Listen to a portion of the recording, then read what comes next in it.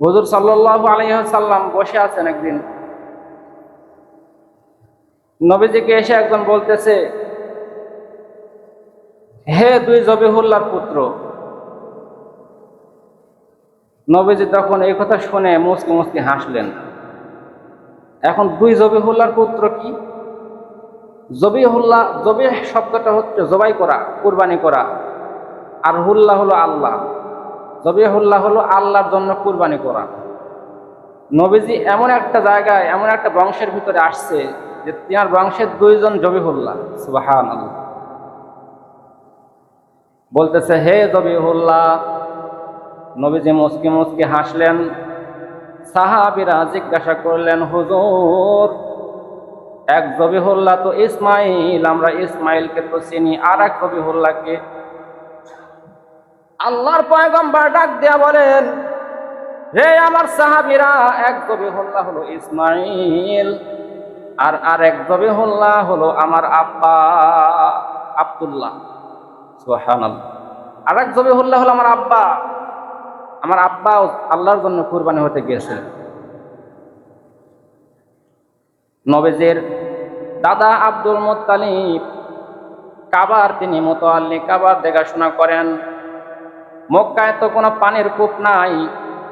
স্বপ্নের মধ্যে তিনি দেখতেছেন, অমুক জায়গায় খনন করো, পানির কূপ পাইবা। জমজম কূপ নাই। এখন আপনারা যেখান থেকে জমজম কূপের পানি খান, ওইখানে জমজম কূপ নাই। মানে বিভিন্ন বংশ পরিক্রমায়, বিভিন্ন যুদ্ধ বিগ্রহে নানান গোত্র এসে দখল করে মক্কা মদিনা। তখন এরকমভাবে পালিয়ে যাওয়ার সময়, একটা সময় তারা পালিয়ে যাওয়ার সময় ওই কূপের ভিতরে কিছু ধনরত্ন রেখে ওটা বোঝা দিয়ে একবারে চলে গেছে। তা আমরাও থাকতে পারবো না, খাবো না, কাউকে খাবারও দিব না। মক্কায় কোনো পানির কূপ নাই, পানির খুব সংকট মক্কায়। ওটা মিষ্টি পানির কূপ, ওইখানে কূপ নাই, বিলীন হয়ে গেছে। আব্দুল্লাহ বারবার স্বপ্নে দেখতেছে যে অমুক জায়গায় খনন করো, পানির কূপ পাইবা। এই কথা তো কেউ বিশ্বাস করবে না, লোনা পানি নাই, আবার মিষ্টি পানির কূপ এখানে। আব্দুল মুত্তালিব আল্লাহর দরবারে মানত করে বসলেন, আল্লাহ, এইখানে যদি আমি একটা মিষ্টি পানির কূপ পেয়ে যাই, সঠিকভাবে খনন করতে পারি, আমার 11টা সন্তানের মধ্যে একটা সন্তানকে আমি তোমার রাস্তায় কুরবানি করব। কেমন আল্লাহর প্রতি ভালোবাসা, নিজের সন্তানকে আল্লাহর রাস্তায় জবাই করে ফেলবে। কূপ খনন হয়ে গেছে, এবার ওয়াদা রক্ষা করা লাগবে। চিন্তা করিয়া দেখেন, জাহেলে যুগ, আধুনিক যুগ না। এটা তো আধুনিক যুগ, আমরা আধুনিক যুগে বাস করি। জবানের ঠিক নাই, কথা দিলে আমাদের কথার কোনো ঠিক থাকে না। আমরা আধুনিক যুগ, শিক্ষিত যুগে বাস করি। সেই সময় তো ছিল আয়ামে জাহিলিয়াত, জাহিলিয়াতের যুগ। আব্দুল মুত্তালিব এবার ওয়াদা রক্ষা করবেন, সন্তানকে জবাই করবেন। কোন সন্তানকে জবাই করব? লটারি করো, লটারি করে। লটারি করার পরে নাম উঠে গেল আব্দুল্লাহ। তিনি এখনো বিয়েও করেন নাই, তার ওরসে আমার নবীও আসেন নাই। আল্লাহ দেখেন কেমন করে আমার নবীর সম্মান বাড়া দিলেন। জবিহুল্লাহ, আব্দুল্লাহকে জবিহুল্লাহ উপাধি দেওয়ার জন্য আব্দুল্লাহর নাম যখন 11টা নাম যখন লটারি করা হলো, বারে বারে আব্দুল্লাহর নাম ওঠে। আব্দুল্লাহকে জবাই করবে, সবাই ডাক দিয়ে বললো, রে আব্দুল মুত্তালিব, তোমার 11টা সন্তানের মধ্যে এই সন্তান সবচাইতে ভালো, সুন্দর সন্তানকে জবাই করো না। কি করব আমি তাহলে, কি করব আমি? বলে, সন্তানের পরিবর্তে উট কুরবানি করো। ঠিক আছে, তাহলে সন্তানের নাম দিয়ে আর উটের নাম দিয়া দাও।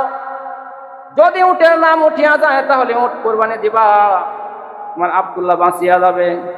আব্দুল্লাহর নামের সঙ্গে উটের নাম দিল। এইবারও আব্দুল্লাহর নাম উঠে গেছে। আর একটা উট বাড়ায় দাও, আর একটা উট বাড়ায় দাও। এমন করতে করতে 100টা উট হয়ে গেছে। তারপরে উটের নাম উঠছে। সুবহানাল্লাহ। আমার নবী বলেন, আমার আব্বা জবিহুল্লাহ, আমি সেই জবিহুল্লাহ পুত্র ইসমাইল জবিহুল্লাহ। আমার নবীকে কেমন করে আল্লাহ সম্মানী করছেন দেখেন।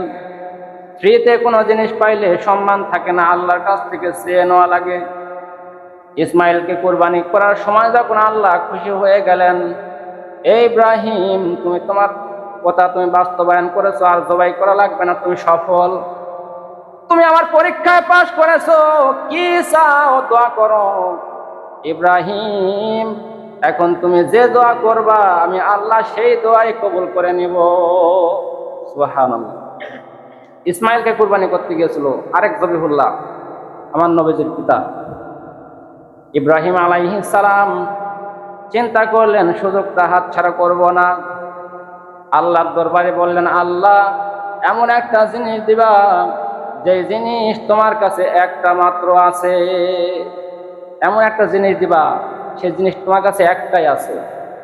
আল্লাহ রাব্বুল আলামিন বলেন, হাবিব মঞ্জুর, রে আমার খলিল মঞ্জুর, একটা মাত্র জিনিস আছে আমার হাবিব, আমার হাবিবকে আমি তোমার বংশের মধ্যে দিয়ে দিলাম। সুবহানাল্লাহ। আমার নবীকে বললেন কি, হে দুই জবিহুল্লাহর পুত্র। নবী কি করলেন? মুচকে মুচকে হাসলেন। আজকে আমরা উম্মাত এরকম দামি একটা নবীকে আমরা চিনি না।